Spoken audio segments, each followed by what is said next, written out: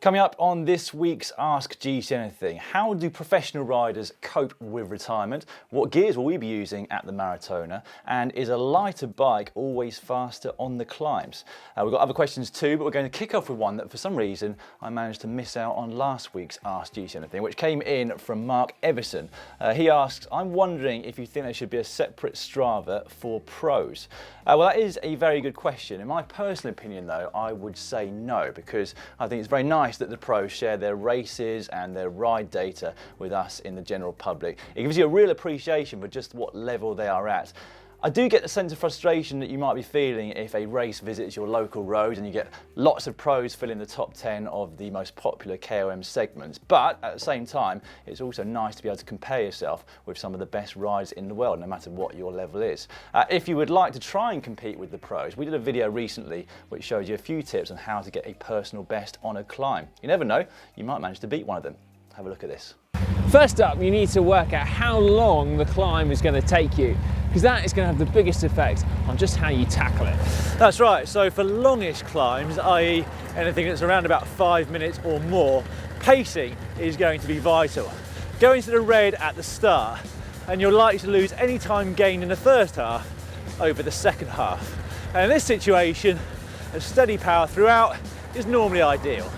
The next question is about Sportives, and it comes in from Peter Dawson. For Sportives and charity rides that state categorically that it's not a race, what does that actually mean? What is the etiquette? Am I not allowed to ride fast? Where is the fun in that? Well, first and foremost, I think it's probably down to the insurance of these events, but it's also a suggestion that you should just ride in a safe manner. There's certainly no harm in pressing on and trying to get a fast time if you want to, but you should be obeying all of the general rules of the road, and also fighting within a group of riders for position before a climb is going to look a bit funny, as is attacking up a climb. However, as I said, there's no harm in trying to get a good time if that's what you want to achieve, but you should do it in a manner which is safe for both you and also those around you. For some people, just getting around the Sportive will be the aim of the day, but for others, you'll want to set a certain time, just like somebody competing in a marathon, for example. And if you would like to improve your time over a Sportive, you need to look no further than the following video.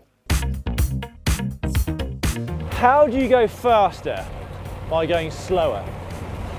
Well, by starting slowly and finishing a lot faster. It is something that we are never going to stop preaching here at GCN. Make sure you pace yourself. It doesn't matter how experienced you are as a rider, how much thought you put in to your pacing. It's still incredibly easy to get carried away at the start and go too fast. Rapid fire round now, and we'll start that with a question that came in on Twitter from Jude. What gear ratios will you be running for the Maratona de les Dolomites? Well, speaking from a personal point of view, I'm going to be using a 52 by 36 at the front and 11 up through 28 at the back. Hopefully that easiest gear will allow me to get around it steadily without actually having to walk up any of the climbs. I don't think I'm actually going to be using 52 by 11 at any points, because I'm likely to be recovering down the descents rather than pressing on.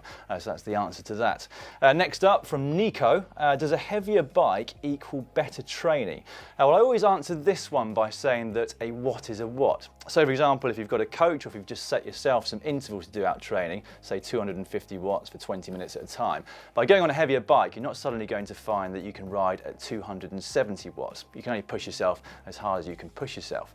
However, what a heavier bike will do is make the duration of your local climbs longer, or if you're on a group ride, it will make it slightly harder to keep up with the rest of the riders. So from that point of view, you might get some kind of training benefit. Next up from Scott Bike Dog, I have a question. How does one position their private parts inside the bib shorts? Right. Well, if you look at any video where Si Richardson is riding a bike and presenting off it, you'll get the answer to your question from his personal perspective. However, for most people, I think it's just a case of trial and error and finding out what is most comfortable for you. We would love your suggestions on this. Is there any scientific way of finding out what is the best? Leave your comments in the section just down below. Al Francis wrote in, say, is it okay to sleep immediately after a hard, long ride? What are your suggestions? Well, I used to take naps quite regularly after training rides when when I was a full-time rider. Fortunately, I'm so busy now I don't get the time anymore. But I always had my recovery drink and possibly some lunch first before having a half an hour nap in the afternoon and getting up and having my dinner later on, etc. And finally, in the rapid fire round, this one in on Twitter from the French Tickler. He's quoted a tweet from Believe Perform, which is about depression in retired athletes, and says, "This is important. How did you guys cope with retirement?" And actually, yeah, this is something that we should probably do something on in the not too distant future. For myself, I had a transitional year, so I went from being a World Tour rider where I didn't get my contract renewed. I then went to a British team which was still paying me, but I also got the opportunity to do some commentary and some video. So it was like a transitional year, which made things a lot easier in then going from being a full-time athlete to being a full-time non-athlete in effect. Same really went for Matt. He was a rider stroke manager for the Sigma Sport team, so he was combining a bit of both. And with Cy, he stopped his pro career, but he already had the job lined up here at GCN. And obviously doing something like GCN, where it's still your hobby from your entire life, which you made your profession, it does make things a lot easier. But it is a really big subject because, of course, there are hundreds of professional riders and there's not enough jobs within the cycling world for them all to stay within it. If you're Peter Sagan or Mark Cavendish, for example, you're going to earn enough money that you're not going to have to work afterwards, and besides, you'll still be getting lots of endorsements. But for people below that, it is quite difficult. The thing as an athlete is that you always have goals in front of you, whether that's the following day's training or a week in front of you, or training camp in a couple of months, or maybe a race that's in a few months' time. And what I personally found was when I stopped that was the biggest difficulty, not having my life planned out in front of me. Next up, we have a question in again on Twitter from Edward Earl. How do you eliminate or reduce wind noise in your ears generated from speed while riding? Well, that's quite a difficult thing to do unless you choose to use earplugs, which I certainly wouldn't recommend out on the open road. The other thing that you could do is to go slower. I'm certainly hearing a lot less wind noise in my current training than I was a few years ago. We spoke though to Robbie Ketchell, who is one of the scientists at Team Sky a couple of years ago over in Mallorca when he was doing some aerodynamic testing for Geraint Thomas. And interestingly, he said that the equipment you can use can vastly change the sounds around you, and that the best time trialists in the world will use the hearing to make sure that they're in the best position possible. Now that will be down to the fact that they're using aerodynamic helmets, and when you've got your ears covered, that is accentuated in terms of the noises that you hear. But apart from that, I'm afraid I can't help you too much, but you might be able to get a few tips from this next video, and if you want to skip straight to that bit with Robbie, it comes towards the end of the video. I would say that everybody thinks that lower is better, but it not necessarily is, and everybody is different, so you have to find what works for you, but typically just you can find those types of things with equipment that fits on your body better, but listening to the wind around you, you can hear when it's buffeting and when it's or if it's whistling around with the certain types of equipment, so trying to make it as quiet as you can listen to that, and that's actually the best time trialists in the world. That's what they do. They can hear when it's quiet, and they've learned to do that over the course of their career. Before we get on to our final question this week, a reminder that we'll be looking through the questions beneath this video in the comments section before we do next week's video, or if you prefer social media, you can use the hashtag talkback and ask your questions on there. The last question comes in from Jonathan Lim. Are aero bikes faster on climbs than regular climbing bikes? Hashtag talkback.